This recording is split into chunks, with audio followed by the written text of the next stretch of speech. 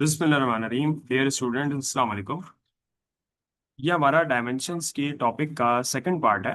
और आज की इस क्लास में हम ये देखेंगे कि डायमेंशंस पेपर के एस्पेक्ट से एग्जामिनर किस तरह आपसे पूछता है। तो इससे पहले मैंने एक लेक्चर कवर किया है जिसमें मैंने आपको डायमेंशंस का पूरा इंट्रोडक्शन दिया था और ये बताया था कि डायमेंशन अगर किसी की निकालनी होगी तो किस तरह किसी भी फिजिकल क्वांटिटी की डायमेंशन आप निकालेंगे। और बेसिकली डायमेंशन का मतलब क्या है, अगर हम डायमेंशन फाइंड आउट कर रहे हैं तो उसका क्या मतलब है। आज की इस क्लास में हम ये देखेंगे कि डायमेंशन की हमारे कोर्स के लिहाज से दो तरह की एप्लीकेशंस हैं। यानी डायमेंशन जो है वो हमारे कोर्स के हिसाब से दो तरह जिंदगी में दो जगह अप्लाई हो सकती है। एक तो ये कि हम डायमेंशंस के थ्रू पता लगा सकते हैं किसी भी फिजिकल क्वांटिटी की नेचर का। ये बात मैंने पिछली क्लास में भी डिस्कस की थी कि किसी भी फिजिकल क्वांटिटी की नेचर का आप पता लगा सकते हैं डायमेंशन के थ्रू। और दूसरी बात ये है जो आज का हमारा टॉपिक है कि हम डायमेंशंस के थ्रू किसी भी फिजिकल इक्वेशन को चेक कर सकते हैं।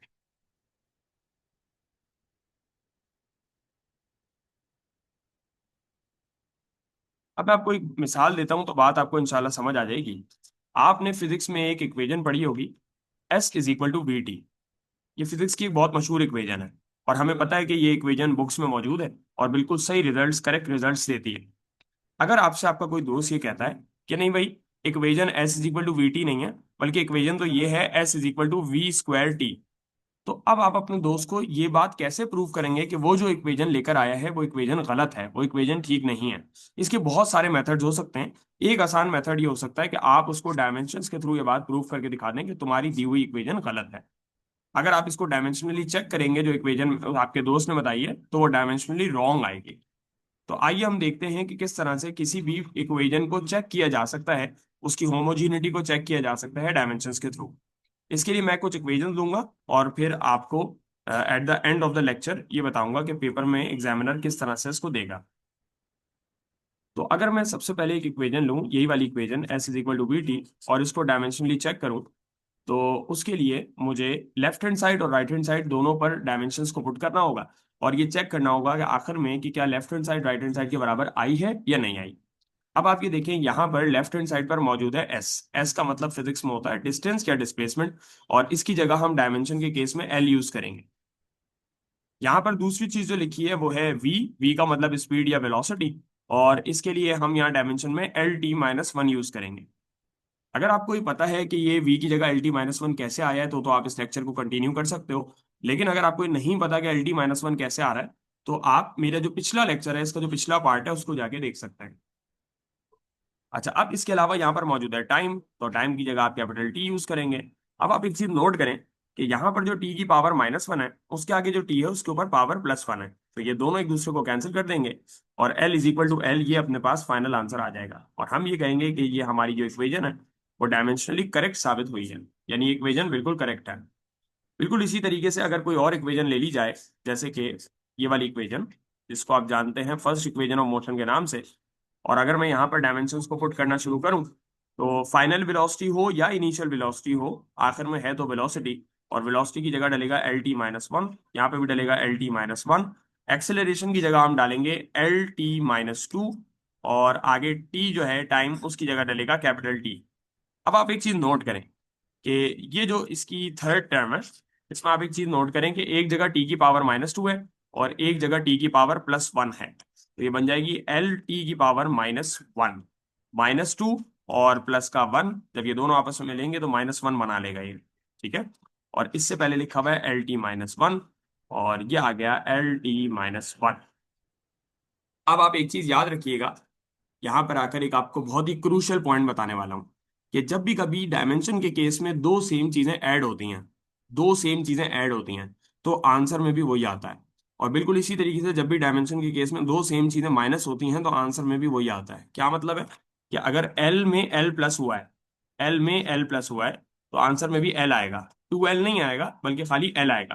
बिल्कुल इसी तरीके से अगर एल में से एल माइनस होता है तो आंसर में जीरो नहीं आएगा बल्कि अभी भी एल आएगा। तो आई होप आपको ये बात याद रहेगी और समझ भी आई होगी। डायमेंशन के केस में जब भी दो चीजें ऐड होती हैं, सेम चीजें ऐड होती हैं, तो आंसर में भी वही क्वांटिटी हमें मिलती है।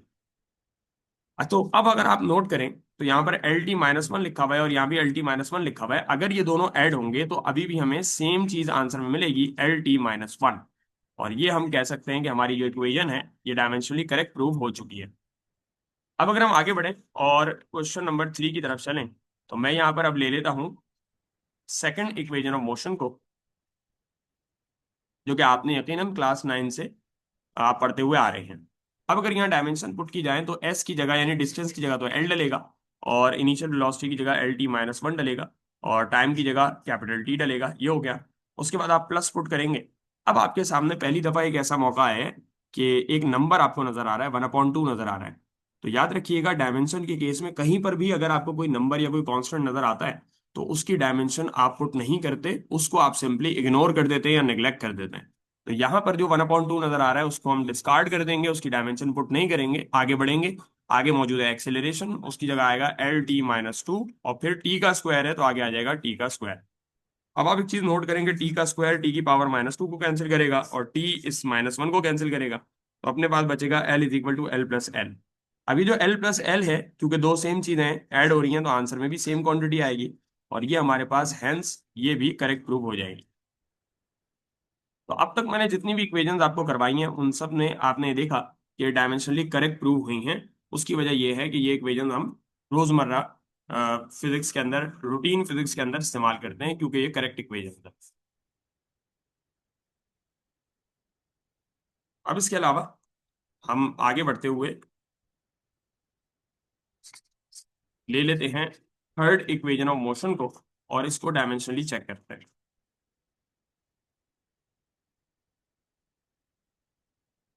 अच्छा, अब आप यहाँ देखिए कि जो इसकी लेफ्ट हैंड साइड है उसमें लेफ्ट हैंड साइड पे तो 2 आ रहा है, पहले तो 2 को इग्नोर कर देंगे। एक्सेलरेशन की जगह LT-2 पुट होगा, और डिस्टेंस की जगह L पुट होगा। आगे अगर हम बढ़े तो फिर फाइनल वेलोसिटी और इनिशियल वेलोसिटी का स्क्वायर है। तो देखें वेलोसिटी की डायमेंशन कितनी होती है, LT-1। और क्योंकि इसके ऊपर स्क्वायर आ रहा है तो यहाँ पे भी स्क्वायर आएगा। ये हो जाएगा LT-1, और इस पे भी आ जाएगा स्क्वायर। अब आपको ये बात पता है कि यहाँ पर लेफ्ट हैंड साइड पर L और L मिलके L का स्क्वायर बनाएंगे, और T की पावर -2 होगी। जबकि अगर आप राइट हैंड साइड पे देखें तो ये जो ब्रैकेट है ना, ब्रैकेट पे पावर लगी हुई है स्क्वायर। अगर आप स्क्वायर को दोनों के ऊपर लोगे तो L पे स्क्वायर आएगा L², और T की पावर -1 2 से मिलेगी तो -2 बनेगी। बिल्कुल इसी तरीके से L पे स्क्वायर आ रहा है L², T की पावर -1 2 से मिलेगी -2 बनेगी। अब आपको एक चीज नजर आ रही होगी कि यहाँ पर दो सेम चीजें हैं जो कि माइनस हो रही हैं, और दो सेम चीजें जब भी माइनस होती हैं तो डायमेंशन के केस में जवाब वही आता है, L² T की पावर -2। ठीक है, ये बात हम ऊपर डिस्कस कर चुके हैं कि जब भी दो सेम चीजें प्लस होंगी या माइनस होंगी तो डायमेंशन के केस में जो आंसर आएगा वो सेम आएगा। तो यहाँ पर भी सेम आंसर आया, and hence we can say that this equation is dimensionally correct. Dimensionally ये वाली इक्वेशन बिल्कुल करेक्ट है। तो ये हमारे पास चार इक्वेशन हो गई जो पेपर के हवाले से काफी, आप ये कह सकते हैं कि इंपॉर्टेंट इक्वेशन है, और आपको कॉलेजेस वगैरह के प्रीलियम पेपर्स में कहीं ना कहीं ये नजर आएंगी। इसके अलावा जैसे मैंने इस पैटर्न पे इनको ड्राइव किया है, इनको करेक्ट प्रूफ किया है, अब आप किसी भी फिजिकल इक्वेशन को लेकर उसको चेक कर सकते हैं। जैसे अब अगर हम मिसाल के तौर पर पेपर के हवाले से एक बहुत ही इंपॉर्टेंट इक्वेशन को ले लें, वो इक्वेशन है ये वाली, T=2π√L/G। पेपर के हवाले से आप ये कह सकते हैं कि one of the most important equation है ये, और इसको डायमेंशनली चेक करने की कोशिश करते हैं। आपको राइट हैंड साइड पे, लेफ्ट हैंड साइड पे आपको ये चीज नजर आ रही है कि टाइम लिखा हुआ है, तो टाइम की जगह तो कैपिटल टी पुट होगा, और इज इक्वल टू के बाद आपको नजर आ रहा है टू, टू एक कांस्टेंट है इसको इग्नोर करेंगे, पाई एक कांस्टेंट है इसको इग्नोर करेंगे, आगे लगा हुआ है आपके पास अंडर रूट लिखेंगे। कैपिटल एल जो है इसकी जगह, लेंथ की जगह आप कैपिटल एल पुट करेंगे, और ये जो जी है ना, ये मैंने आपको पिछले पार्ट में बताया था कि जी एक्सेलरेशन को कहते हैं, ग्रेविटेशनल एक्सेलरेशन को। तो इसकी जगह LT-2 पुट होगा। तो मैंने ये किया है कि जो इक्वेशन मुझे दी हुई थी मैंने उसके अंदर 2π को इग्नोर करके जिसकी जो डायमेंशन बनती है उसको यहाँ पे लिख लिया है। अब ये डायमेंशन यहाँ पर पुट करने के बाद आपने देखना है कि L से L तो हो गया कैंसिल, और T की पावर -2 जो थी नीचे, जब आप उसको ऊपर की तरफ बुलाएंगे, -2 को ऊपर बुलाएंगे तो ये ऊपर आके T की पावर +2 हो जाएगी कुछ इस तरीके से। अब आप T की पावर +2 को रूट से कैंसिल करें, तो कैंसिल करने के बाद आपको ये नजर आता है कि ये इक्वेशन भी डायमेंशनली करेक्ट प्रूफ हो गई। जो इक्वेशन मैंने अभी आपको कराई है पेपर के हवाले से one of the most important equation है, और आपको अक्सर बोर्ड एग्जाम्स के अंदर ये वाली इक्वेशन और कॉलेज के प्रीलियम पेपर्स वगैरह के अंदर ये वाली इक्वेशन नजर आएगी।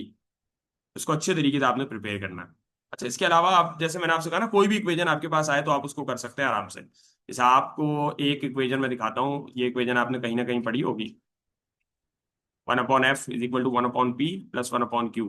तो जी बिल्कुल आप सही सोच रहे हैं, ये ना लेंसेज से रिलेटेड इक्वेजन है, ठीक है। और ये बेसिकली थिन लेंस फॉर्मूला कहलाता है। अच्छा, अब ये है कि यहाँ पर ये जो एफ है ये फोकल लेंथ होती है, पी का मतलब होता है ऑब्जेक्ट का डिस्टेंस, क्यू का मतलब होता है इमेज का डिस्टेंस। यानी इन शॉर्ट ये जो एफ हो गया, पी हो गया, क्यू हो गया, ये डिस्टेंस और लेंथ को ही डिनोट कर रहे हैं।